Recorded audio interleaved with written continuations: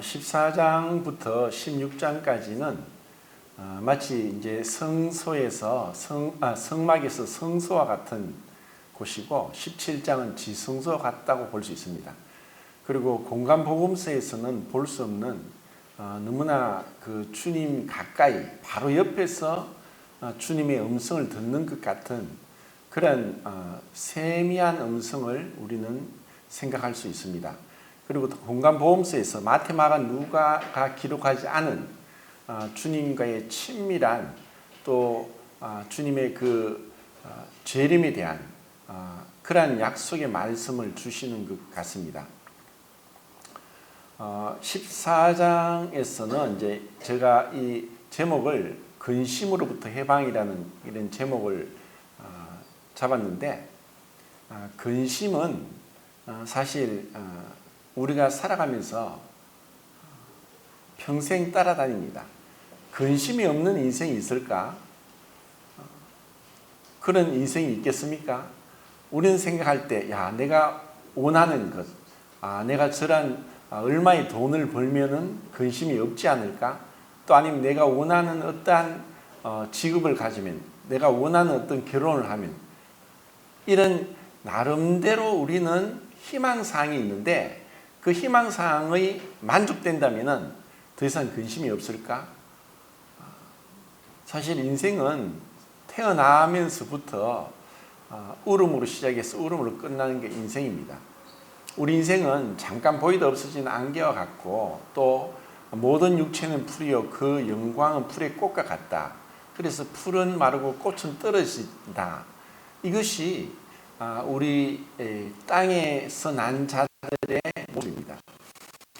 이 근심을 생각할 때 주님께서 근심하지 말라라는 이 말씀은 그 앞에서 13장에서 주님께서 이제 죽으실 것에 대해서, 또 너희들이 다 나를 버릴 것에 대해서, 또 베드로조차도 주님을 버릴 것에 대한 말씀을 하셨기 때문에 여기서 너희는 이제 복수로 기록되어 있습니다.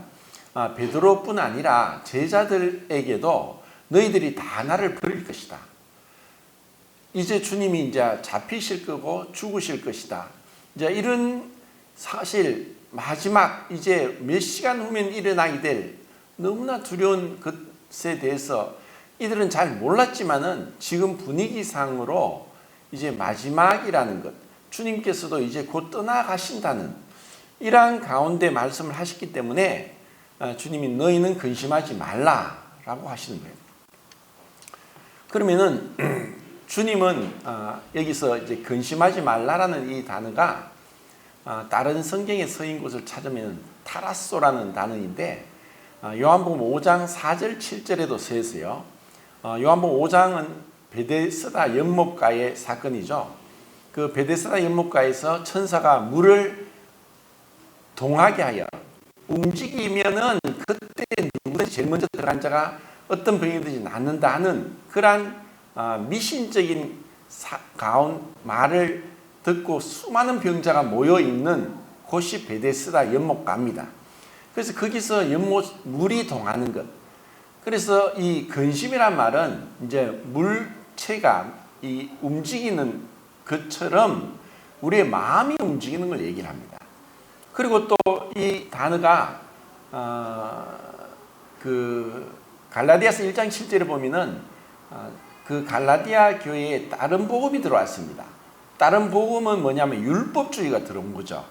이미 그들이 구원받았는데 너희들이 율법을 지켜야 된다. 할례를 행해야 된다. 안식일을 지켜야 된다.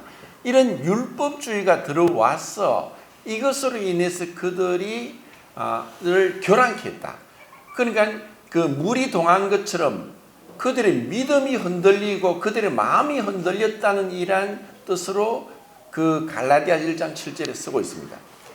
그리고 또 이 단어가 베드로전서 3장 14절에 그 너희들이 그 세상에 두려워하는 것들, 두려워한다라는 이러한 단어로 번역이 되었는데, 이것을 보면은 우리 모든 사람은 살면서 적게든 많게든 또 때로는 평안할 때도 있고 문제가 없을 수도 있고 태평해서 너무나 행복에 겨울 수도 있지만 우리의 인생은 불확실한 미래입니다. 그래서 어떤 일이 일어날지도 모르고 또 나름대로 닥쳐올 미래에 대한 그런 어둠에서 벗어나지 못하는 게 우리 인생입니다. 그러다 보니까 이런 근심의 사인, 특별히 이제 지금 제자들에게 정말 근심 가운데 빠질 수밖에 없는 상황에서 주님은 근심하지 말라는 거예요. 그러면 근심하지 말라고만 하셨다면은 우리가 그 말씀에 왜 근심하지 말라라고 했을까? 이 근심을 어떻게 극복하고 그 근심으로부터 해방받을 수 있는가를 주님은 말씀하고 있다는 거죠. 그러면 주님은 사실 이 근심하셨을까요? 주님은 근심했을까요? 만약에 이제 여기서 근심이란 그 단어의 정의를 잘 내려야 되는데 계속 근심에 계속 빠져 있는 것은 죄입니다. 그리고 그렇지만 조금의 근심도 없다라고 하면은 사람이 아닙니다. 사실 이 단어가 주님께도 이 단어가 쓰이고 있어요. 네, 그것을 이제 앞에서 이제 세 군데 보겠는데 11장을 한번 보겠습니다. 요한복음 11장 33절입니다. 11장 33절.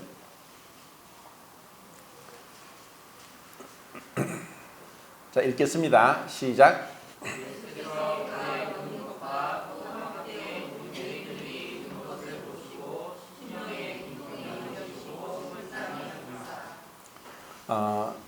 나사로가 죽었습니다.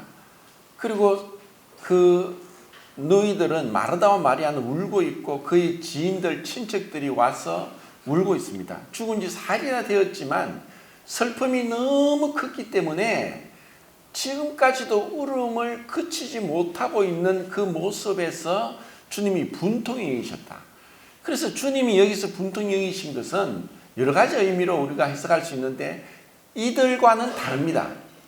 마르다 마리아가 사랑하는 오라버니가 죽었기 때문에 그 슬픔 가운데 있는 것과 그의 지인들이 와서 슬픔 가운데 있는 것처럼 주님이 분통히 여긴 것이 아니라 주님께서는 이러한 죽음이 죄로 인하여 온 하나님의 형벌이라는 것, 그리고 그들이 죄 가운데서 사망에 매여서 죽기를 무수함으로 일생에 매여 종으로 타고 있는 그러한 모습으로 인해서 주님은 분통히 여기셨다는 거죠. 그래서 이것을 여기는 그렇게 번역했지만 똑같은 단어입니다. 그러니까 주님께서는 우리와 동등한 육체를 가지고 계시고 우리에게 주신 그런 감정적인 그런 표현들이 있다는 것이죠. 그렇지만 그 주님은 그 분통에 그냥 계속 사로잡히지 않았던 것입니다. 그리고 바로 기도하고 나사로를 살려내시는 그런 모습을 우리는 보게 됩니다. 그러면 그 12장 뒤에 27절 또 보겠습니다. 12장 27절 읽겠습니다. 시작. 메시지 박사부 아멘. 화면이 꺼집니다. 벨소리가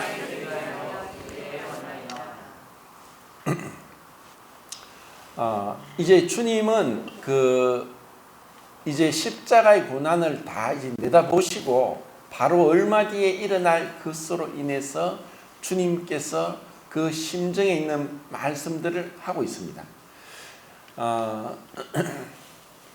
우리는 이제 그 주님이 이제 하나님이시다, 하나님의 아들이시다, 완전하신 분이다.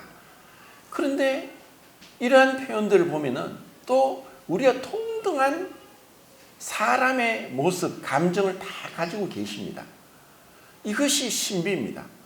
어떻게 그 하나님으로서 하나님의 신성을 포기하지 않으면서도 우리의 인생의 완전한 모습을 가지고 계시고 또 우리와 동등한 육체의 그 감정과 연약함을 가지고 계시고 슬픔과 번민과 고민을 하는 그러한 우리와 동등한 그 육체의 연약한 감정을 가지고 계심에도 불구하고 신성을 잃지 않고 완전한 신성을 유지하고 있는 이것이 주님의 성육신입니다. 이것은 우리가 다 이해할 수도 없고 표현할 수도 없고 우리가 다 헤아릴 수 없는 것입니다. 그러면 이것은 다르게 얘기하면은 우리 믿는 그리스도인에게 구원받은 그리스도인에게도 동일하게 이러한 구원을 받았지만 구원받지 않은 세상 사람들과 똑같이 우리는 어떤 어려움을 당하면 슬픔을 느끼고 눈물을 흘리고 마음의 근심과 번민과 염려와 걱정에 쌓일 수밖에 없는 육신을 가지고 있다는 것입니다. 그런데 이런 근심과 염려와 또 슬픔 가운데 있는 것이 이것이 죄가 아니라 이것은 하나님이 주신 거예요. 이것은 또 다르게 말하면은 이러한 근심으로부터 우리는 기쁨을 발견할 수 있고 주님을 바라볼 수 있도록 하셨다는 거예요. 주님께서 우리가 동일한 육체를 가지고 계시기 때문에 그분이 창조주로서 우리의 모든 걸 만드신 분이에요. 그분이 육체가 없지만 우리 육체로 보는 것과 듣는 것과 말하는 것과 냄새 맡는 것과 또 손으로 만지는 것과 또 감정으로 기쁨과 슬픔 이 모든 것을 하나님이 창조하셨어요. 하나님이 육체가 없으신 분이 얼마나 놀라운 분입니까? 그런데 그분이 단순히 우리를 창조하시고 멀리서 우리가 잘하나 못하나 너 못하기만 못해봐 내가 당장 징계하겠다 이런 분이 아니라 그 하나님이 우리가 동등한 육체를 입고 이 땅에 오셨고 우리의 슬픔을 우리의 눈물을 우리의 그 근심과 고통을 똑같이 체험하셨기 때문에 우리를 위해 간구할 수 있고 우리를 도우실 수 있는 그러한 완전한 우리의 대제사장이 되신다는 것을 우리는 볼 수가 있어요. 이게 참 놀라운 거예요. 자, 그리고 그 13장에도 보겠습니다. 13장 21절 13장 21절 시작.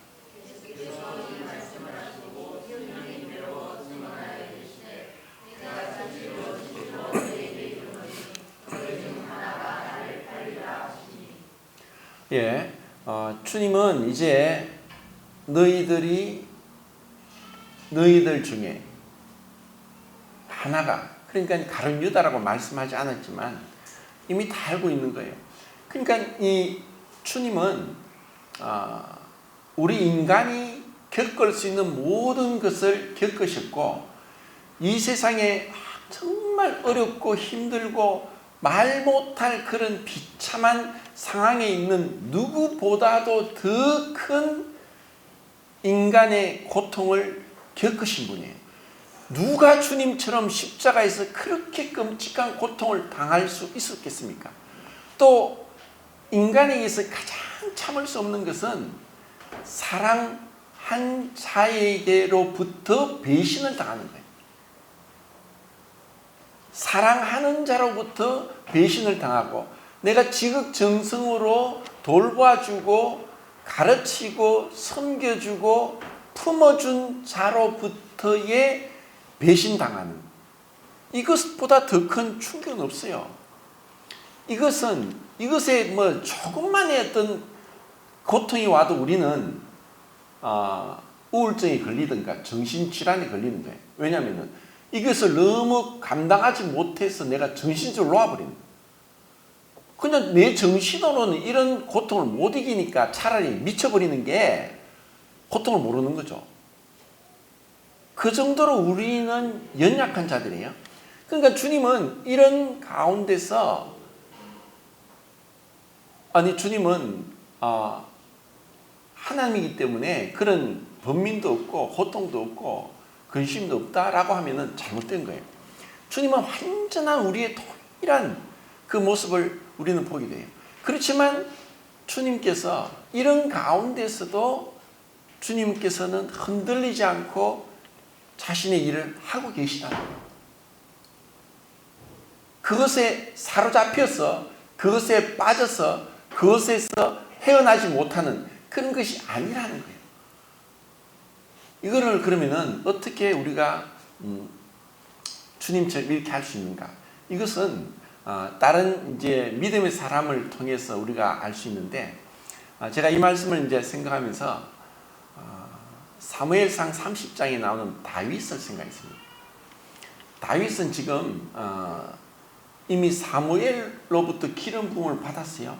그리고 하나님이 성령이 충만하게 임하여서 도저히 인간적으로는 상대에서 이길 수 없는 골리앗을 상대로 해서 이겼어요. 골리앗은 완전 무장을 하고 무기를 가지고 있고, 그리고 자기보다는 키가 거의 어깨 높이 이상을 큰 그런 거인이고, 거의 3m에 육박한 그런 거인이고, 그의 창과 방패는 보통 사람 무거워서 들지도 못할 정도이고, 그리고 완전 무장을 한 그런 가운데서 이 다윗은 아직까지 10대에 불과한 어린 소년과 같은 자였고, 무장도 하지 않았고 그냥 평상복을 입고 있고 돌멩이 5개만 가지고 있는 거예요. 이 게임이 되겠습니까? 게임이 안 돼요.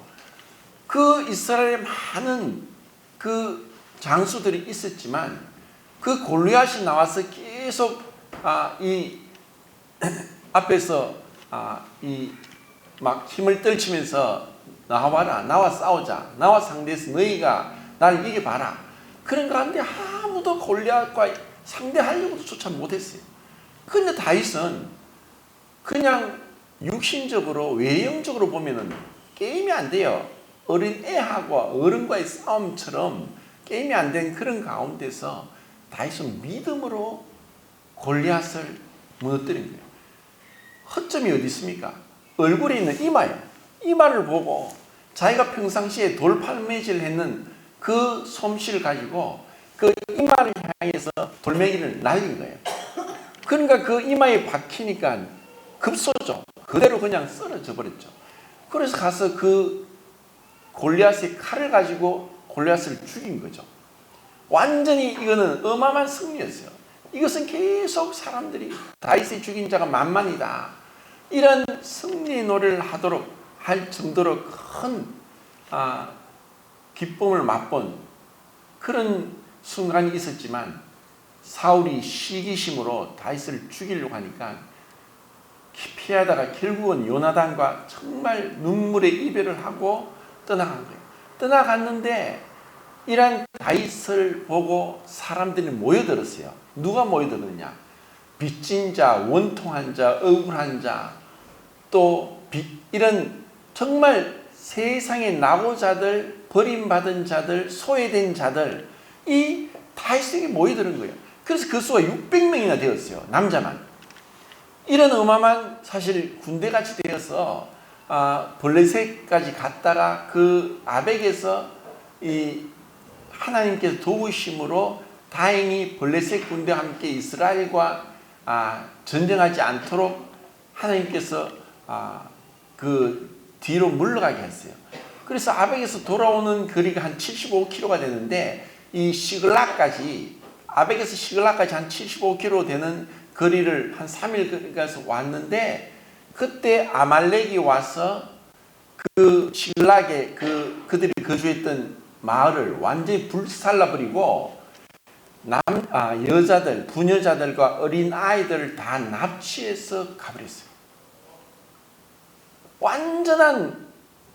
완전한 진퇴양난에 빠졌어요. 그래서 그 600명의 다윗의 그 군사들이 너무나 슬퍼서 울고 울 힘이 없을 정도로까지 기진맥진할 정도로 울었어요.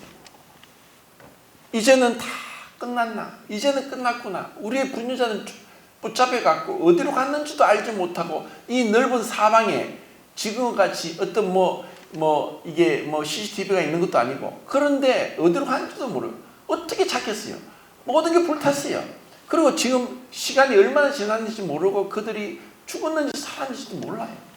울 기력이 없도록 울고 나서 그때 600명의 그 다윗과 함께했던 그 환난 당한 자, 빚진 자, 원통한 자, 이러한 자들이 갑자기 돌멩이 들고 다윗을 죽이려 한 거예요.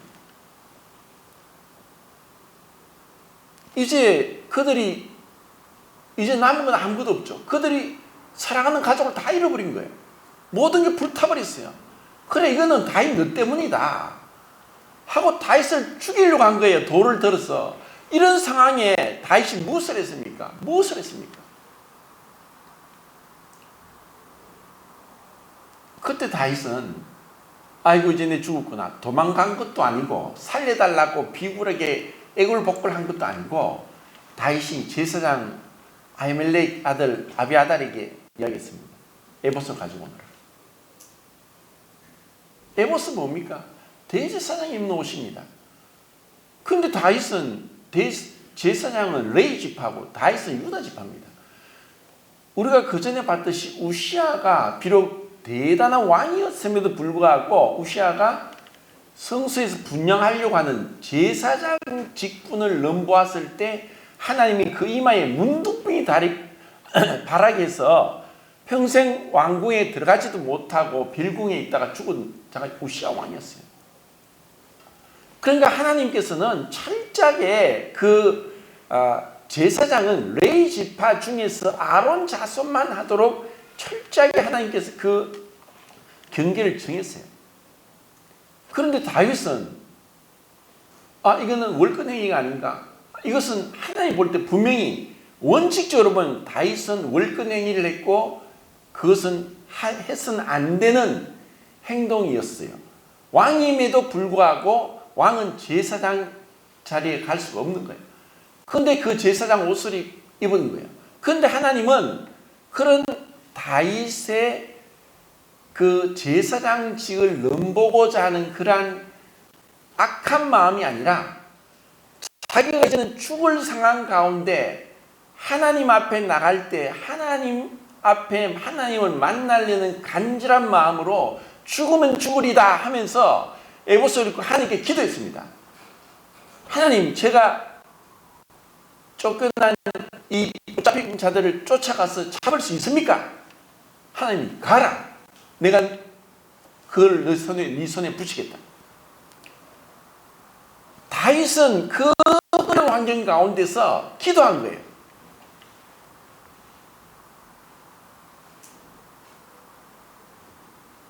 우리가 사실 그런 말을 하죠. 기도가 막히면 죽습니다. 기도 폐쇄연 질식사란 말 들어보셨죠? 기도, 숨쉬는 기도 폐쇄연 질식사. 기도가 막히면 죽듯이 영적으로도 기도가 막히면은 죽습니다. 힘을 잃어요. 정말 우리가 구원받은 자입니까? 우리가 지금 하나님 아는 자입니까? 용서받은 자입니까? 그러면 우리는 어려움을 닥치면 기도하게 돼 있어요. 평상시에 기도하는 것도 기도지만 정말 어려울 때 하나님 앞에 엎드리게 돼 있어요. 그런데 진짜 어렵고 어려워도 구원받지 못한 자는 엎드리지 못해요. 아니, 사방이 다 막혔고 피할 길도 없고 이젠 끝이다. 그럴 때 뭐 하겠습니까? 모든 사방이 막혀 있어도 하늘은 항상 열려 있어요. 하나님 우리에게 놀라운, 그래서 14장에는 기도에 대한 어마어마한 약속이 우리에게 주어져 있는 거예요. 하나님 우리에게 기도하게 하는 거예요. 어떻게 보면은 우리에게 어려움을 주시는 것은 그분의 본심이 아니라 우리의 강팍한 마음이 부드러워져서 우리의 곧은 목이 숙여지고 우리의 뻣뻣한 무릎이 꿇혀져서 주님 앞에 나오게 하기 위한 것입니다. 그렇게라도 해서 주님은 우리와 가까이 만나기 원하는, 나에게 오너라, 나에게 오너라. 환난 날에 나를 부르라. 네가 나를 영화롭게 하리라. 그 환난 날에 주님을 부르는 것은 주님께서 살아계시고 환난 날에 우리를 도와주시고 우리를 구원하실 수 있는 능력을 가진 분이라는 것을 그분께서 영광을 받기 위한 거예요. 환난 날이 와도 부러지지 않아요. 아니 누군가 나를 갖다 뭘 졸라 죽이려고 하는데 그래 날 죽이세요 하고 그런 사람이 세상에 어디 있습니까? 발버둥으로 치죠. 제가 몇 년 전에 암 수술하고 나서 저는 마취를 했으면 모르죠. 뭐 4시간인가 6시간 수술하고 이제 마취가 깨는데 그때 보면 이제 의사들은 막 이렇게 뒤정리하고 간호사 하고 있을 때예요.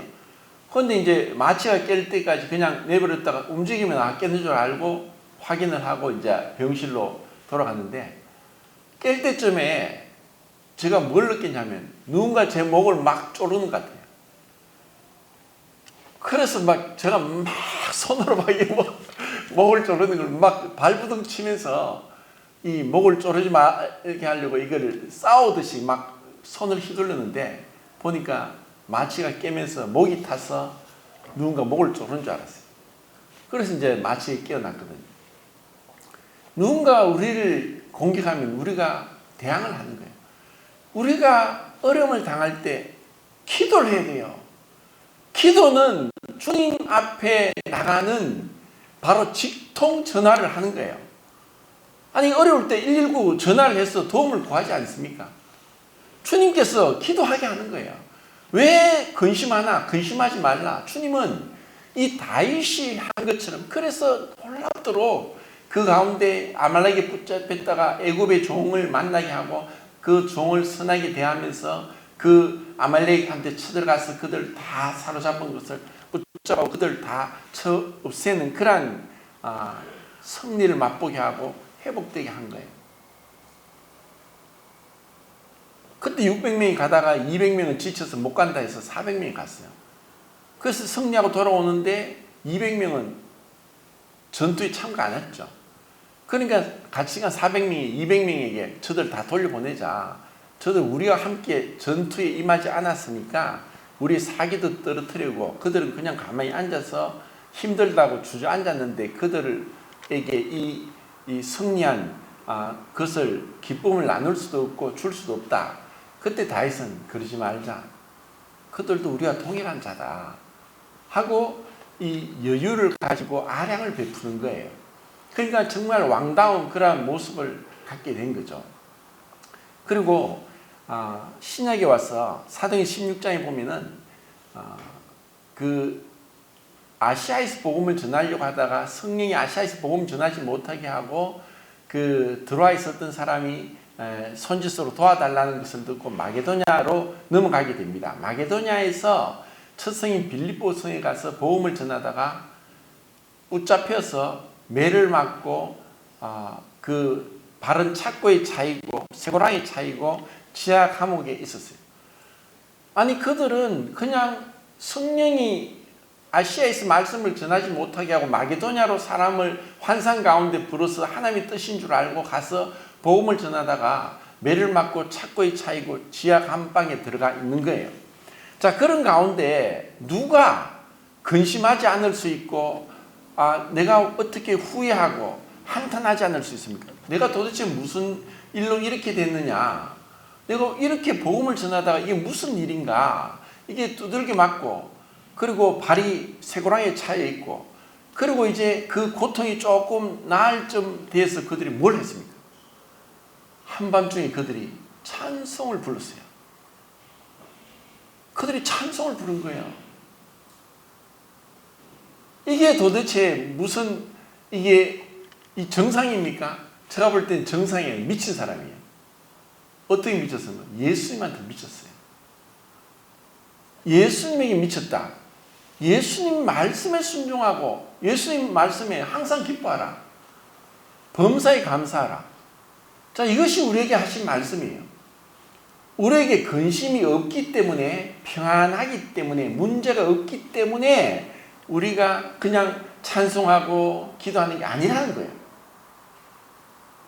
주님은 우리에게 놀라운 것을 약속하셨어요. 자, 이제 그 요한복음 14장에 돌아와서 너희는 마음에 근심하지 말라. 하나님을 믿으니 또 나를 믿어라. 자, 예수님을, 하나님을 믿고 또 나를 믿어라. 그러면 하나님을 믿는 것과 똑같이 예수님이 하나님이라는 것이고, 그리고 예수님과 하나님은 구별되시지만 분리되지 않은 분이라는 것을 그 뒤에 말씀해요. 아버지 안에 내가 있고 내 안에 아버지 계시고 하나라는 것을 얘기하고 계세요. 그러니까 하나님을 믿고 나를 믿어라. 왜냐? 내가 너희를 위하여 거처를 예비하러 간다. 내가 잠깐 있다가 너희들 떠날 것이지만 너희를 위해 처소를 예비해서 그 처소가 예비되면 다시 너희를 나인 곳에 불러서 아버지와 함께 영원토록 있게 하겠다는 놀라운 하늘의 약속을 하시는 거예요. 그래서 근심하지 말라는 거예요. 왜 근심하지 말라느냐? 이유가 있다는 거죠.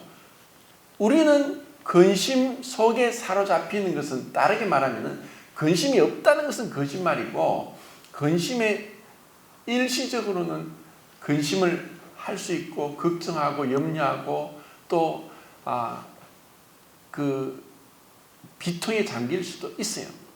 그런데 주님이 우리에게 약속하신 것, 첫 번째는 천국에 대한 약속이고, 그리고 그것에 가기까지 우리가 인내하면서 소망을 품고 기도하게 하신 것이고, 그리고 그 약속의 말씀을 붙잡고 우리가 주님께서 주시는 그 말할 수 없는 평강을 누리게 하기 위한 거예요. 자, 27절 보겠습니다. 14장, 요한복음 14장 27절.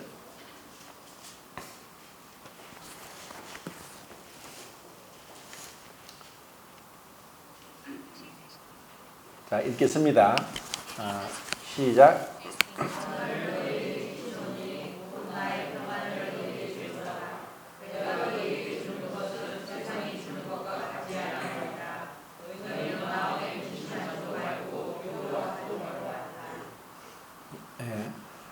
주님이 정말 은혜로운 말씀을 하시죠. 나의 평안을 너에게 주노라.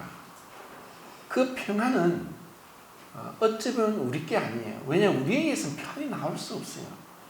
주님이 것을 주는 거예요. 그리고 이것은 세상이 주는 것 같지 않아요. 세상의 어떤 위로도 진정으로 우리가 구원받았다면 세상 사람들은 그냥 돈이 있고 먹을 것이 있고 건강하고 그리고 가족 간에 어떤 문제가 없고 그럼 만족하는 거예요.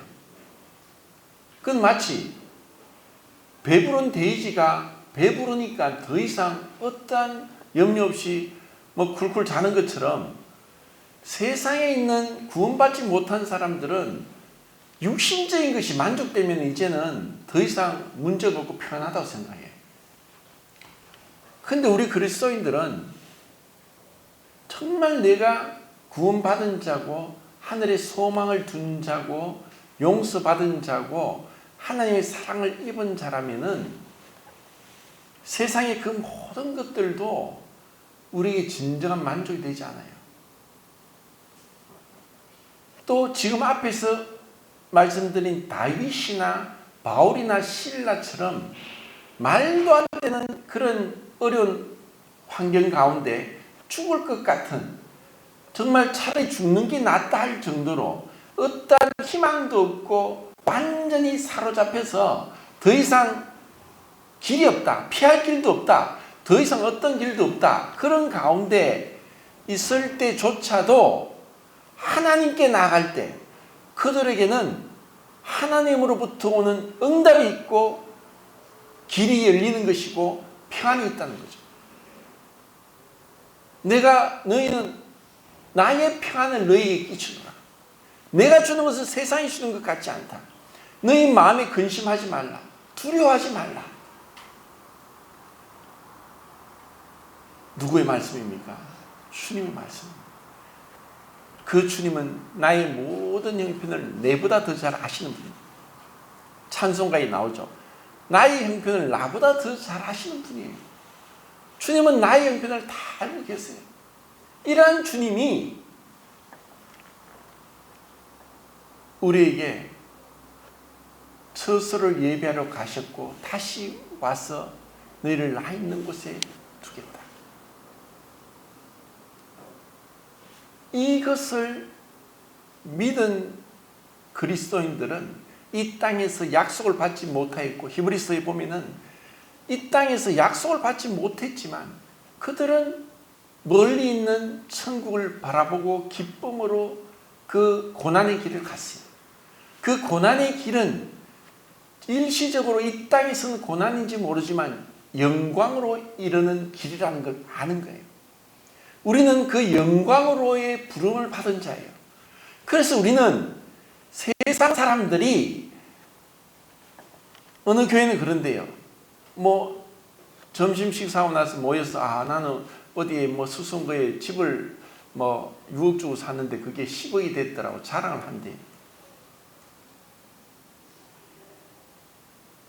뭐 그런 걸 하지 말라는 건 아니지만 그건 세상 사람이 하는 거죠. 우리가 그런 자랑으로 뭐 육신적인 그런 것을 사람들에게 뽐내는 것은 참 그거는 그 유치한 것이고, 진정으로 그리스도인들의 삶을 살아가는 자들에게 부끄러운 거예요. 지난주에 제가 이제 울산 중부교회에서